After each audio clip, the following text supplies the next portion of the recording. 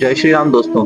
तो हम आज बात करेंगे उन 7 चिरंजीवियों की जो कलयुग में भगवान विष्णु के अवतार भगवान कल्कि का साथ देंगे। दोस्तों, जब जब भी धरती पर पाप बढ़ा है तब तब भगवान विष्णु ने अवतार लिया है और दुष्टों का नाश किया है। भगवान विष्णु के कुल अब तक 9 अवतार हुए हैं। हिंदू पुराणों ग्रंथों के अनुसार भगवान विष्णु का 10वां अवतार कल्कि अवतार के रूप में कलयुग में जन्म लेगा। कलयुग में कल्कि अवतार के प्रतीक्षा में आज भी 7 महापुरुष जी रहे हैं। आज हम आपको बताएंगे कि वो 7 चिरंजीवी कल्कि अवतार से कब और कहां मिलेंगे। वीडियो में अंत तक बने रहिएगा और चैनल को अब तक सब्सक्राइब नहीं किया तो सब्सक्राइब कर दें ताकि आगे भी आपको ऐसी वीडियो मिलती रहे। बजरंग बली।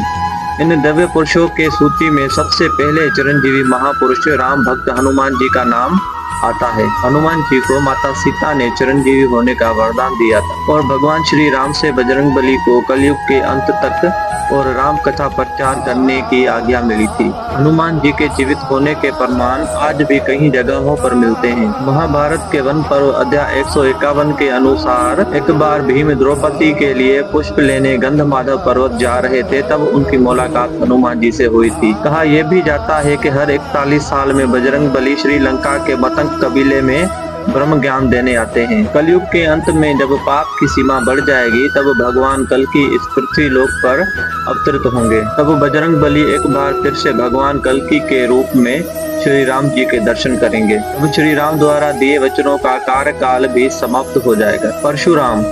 चिरंजीवी महापुरुषों की लिस्ट में दूसरा नाम परशुराम जी का आता है। परशुराम जी भगवान विष्णु के 6ठे अवतार हैं। चिरंजीवी होने के चलते उनके भी प्रमाण महाभारत काल में भी दिखे थे। आपको बता दें कि परशुराम जी पितामह भीष्म, कर्ण और गुरु द्रोणाचार्य के गुरु भी थे। पौराणिक कथाओं की मान्यता में भगवान कल्कि के गुरु भी परशुराम जी ही होंगे। महाभारत काल में भी उनका निवास महेंद्रगिरी पर्वत ही था और आज कलयुग में भी इसी पर्वत पर तपस्या में लीन होकर कल्कि अवतार की प्रतीक्षा कर रहे हैं। अगले महापुरुष हैं राजा बलि। राजा बलि श्री हरि भगत प्रहलाद के वंशज थे। उन्होंने अपने बल से तीनों लोकों को जीत लिया था। इसके साथ उनको बहुत बड़ा दानवीर भी माना जाता है। पौराणिक कथाओं की माने तो भगवान विष्णु ने राजा बलि के घमंड को तोड़ने के लिए वामन अवतार लिया था। एक बार श्री हरि राजा बलि के यज्ञ में शामिल हुए। यज्ञ के दौरान ये सभी ब्राह्मण अपने लिए राजा बलि से कुछ न कुछ दान मांग रहे थे। राजा बलि उन्हें दे भी रहे थे।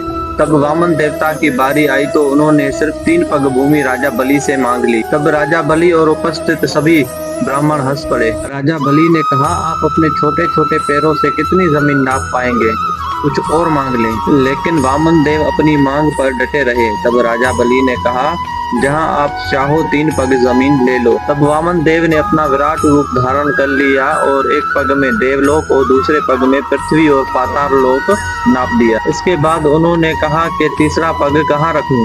तब राजा बलि ने अपना सर आगे किया और वामन देव ने राजा बलि के सर पर पैर रखकर उन्हें पाताल लोक भेज दिया और सूतल लोक में बसा दिया, जहां वो आज भी मुक्ति के लिए कल्कि अवतार की प्रतीक्षा कर रहे हैं। विभीषण।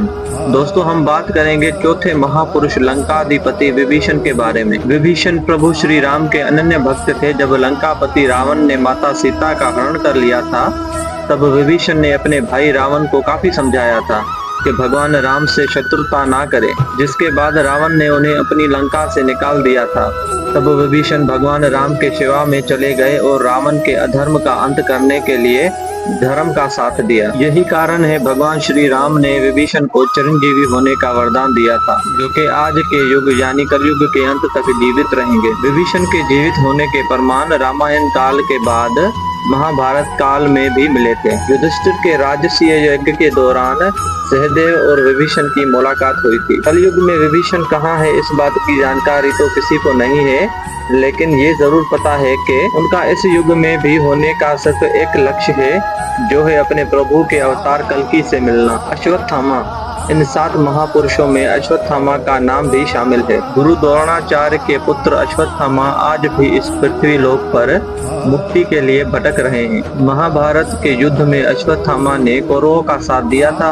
धर्म ग्रंथों के अनुसार भगवान श्री कृष्ण ने ब्रह्मास्त्र चलाने के कारण अश्वत्थामा को कलयुग के अंत तक भटकने का श्राप दिया था। अश्वत्थामा के संबंध में प्रचलित मान्यता है कि मध्य प्रदेश के सीलगढ़ किले में मौजूद प्राचीन शिव मंदिर में अश्वत्थामा हर दिन भगवान शिव की पूजा करने आते हैं। अश्वत्थामा भी कल्कि अवतार की प्रतीक्षा कर रहे हैं।